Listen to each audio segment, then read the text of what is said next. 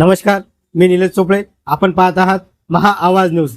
लद्दाखचे प्रसिद्ध शिक्षणतज्ञ आणि सामाजिक कार्यकर्ते सोनम वांगचुक यांच्या मागण्यांच्या समर्थनार्थ आज मलकापूर शहरात भव्य निषेध मोर्चा काढण्यात आला.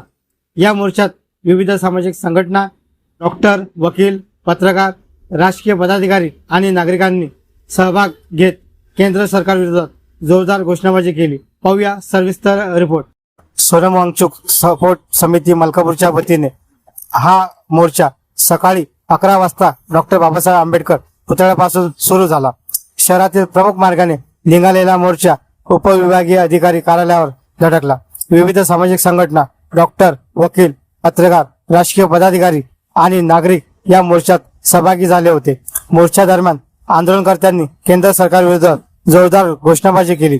भारत माता की जय, संविधान अमर रहे अशा घोषणांसह विविध मागण्यांकडे सरकारचे लक्ष वेधण्याचा प्रयत्न करण्यात आला. परिसर घोषणांनी दणाणून गेला. मोर्चाच्या समारोपानंतर उपविभागीय अधिकाऱ्यांमार्फत भारताच्या राष्ट्रपतींना निवेदन सादर करण्यात आले.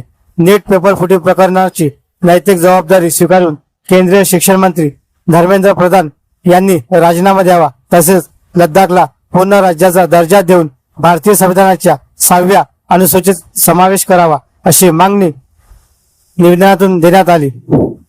सरकारने या मागण्याची तातडीने दखल न घेतल्यास येत्या 15 ऑगस्ट पासून देशव्यापी आंदोलन आणि उपोषण छेडण्याचा इशाराही आंदोलनकर्त्यांनी दिला. संविधान प्रेमी लोकांनी हे जे एक सोनम वांगचुक यांना पाठिंबा देण्यासाठी जे आंदोलन उभं केलं आहे त्यामध्ये सर्व लोक त्यांचा या ठिकाणी स्वागत करतो.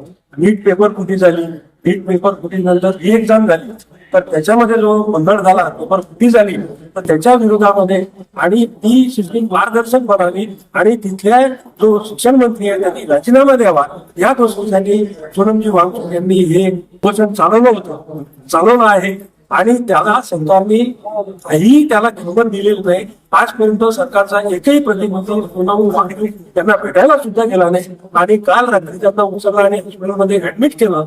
तर हे अतिशय घटनाविरोधी आहे, संविधान विरोधी आहे. देशातल्या कोणत्याही याची रक्षा करणं हे सरकारचं कर्तव्य आहे. अगोदर पेपर फुटी एवढ्या मोठ्या स्केलवर होतेच कशी, हा सगळ्यात महत्वाचा मुद्दा आहे. आणि ही पेपर फुटी पहिल्यांदाच झाली नाही, तर 3 वर्षापूर्वी सुद्धा पेपर फुटी झाली. सीबीएसईच्या मध्ये घोळ झाला परीक्षेमध्ये. नंतर आपल्या महाराष्ट्रामध्ये टीईटीचे पेपर फुटले. अजूनपर्यंत नवीन परीक्षेच्या तारखा नाहीये. शिक्षकांना टीईटी असल्याशिवाय प्रमोशन मिळत नाही, त्यांच्या नेमणुका होत नाही. तर ह्या सर्व गोष्टी असताना या परीक्षाला सरकार काही किंमत देत नाही. आताच त्यांनी चालू केलं की एमपीएससीची परीक्षा ऑनलाईन पद्धतीने आम्ही चालू करू. आता ऑनलाईन म्हणजे ईव्हीएम, ऑनलाईन हे सगळेच घोटाळ्याचे प्रकार आहे.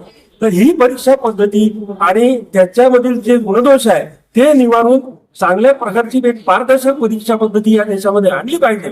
आणि सध्याच्या शिक्षण मंत्र्याला ते काम बिलकुल जमत नाहीये, हे वारंवार सिद्ध झालं आहे. तरी त्याचा राजीनामा घ्यायला हे सरकार तयार नाही. आणि सोनम वांगचुक यांना काही त्यांचा विचार करायलाही सरकार तयार नाही. इतकं निर्दयी सरकार हे आहे. लद्दाखच्या अधिकारासाठी त्यांनी या अगोदर आंदोलन केलं होतं. शेड्यूल 6 लावा म्हणून त्यांनी आंदोलन केलं होतं. लद्दाखला राज्याचा दर्जा द्या म्हणून आंदोलन केलं होतं. ते जागतिक दर्जाचे वैज्ञानिक आहेत. अशा माणसाला या लोकांनी जेलमध्ये टाकलं होतं. त्यांना पाकिस्तानचा आणि चीनचा हस्तक म्हणून त्या ठिकाणी जाहीर केलं होतं आणि त्यांना देशद्रोही म्हणून जाहीर केलं होतं. अशा या भाजपच्या सरकारचा आम्ही निषेध करतो आणि ताबडतोब सोनम वांगचुक यांनी जो लढा आरंभला आहे त्याला पूर्णपणे आम्ही पाठिंबा देतो. अशाच नवनवीन बातम्यांसाठी पाहत रहा मा आवाज न्यूज.